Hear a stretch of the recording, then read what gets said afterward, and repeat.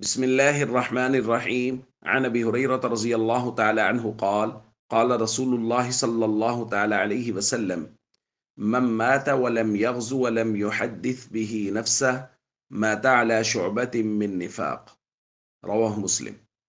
نبی کریم صلی اللہ علیہ وسلم نے ارشاد فرمایا، جو شخص اس حال میں مر گیا کہ نہ تو اس نے جہاد کیا اور نہ ہی دل میں جہاد کا ارادہ کیا تو یہ شخص نفاق کے ایک شعبے پر مرا۔ دوستو، جہاد اور قتال فی سبیل اللہ اس کو مسلمانوں کے لیے فرض قرار دیا گیا ہے۔ قرآن کریم میں حکم ہے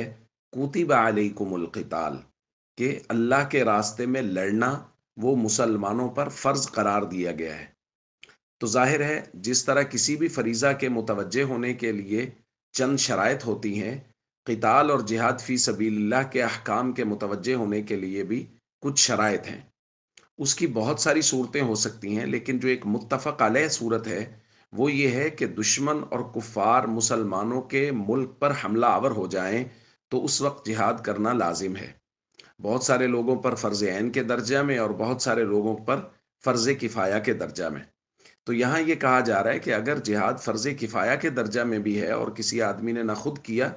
اب ایک آدمی خود چلا گیا اور ایک یہ ہے کہ وہ خود نہیں جا سکا کسی مجبوری کی وجہ سے، راستہ نہ ہونے کی وجہ سے، تو اس کے دل میں جہاد کا پختہ ارادہ پیدا ہونا ضروری ہے کہ اللہ مجھے موقع دے تو میں اللہ کے راستے میں کفار کے خلاف قتال کروں۔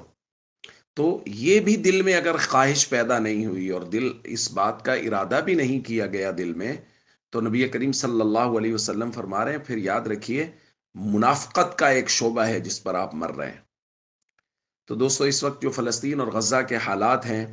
ہر مسلمان کے دل میں کم از کم جذبہ جہاد اور جہاد کا ارادہ پختہ ہونا چاہیے، تاکہ ہم لوگ یہ منافقوں والی لسٹ سے باہر آئیں اور ہم لوگ کامل مسلمان ہوں، صدق دل کے ساتھ یہ ارادہ کریں اللہ ہمیں موقع دے تو ہم یہود کے خلاف، کفار کے خلاف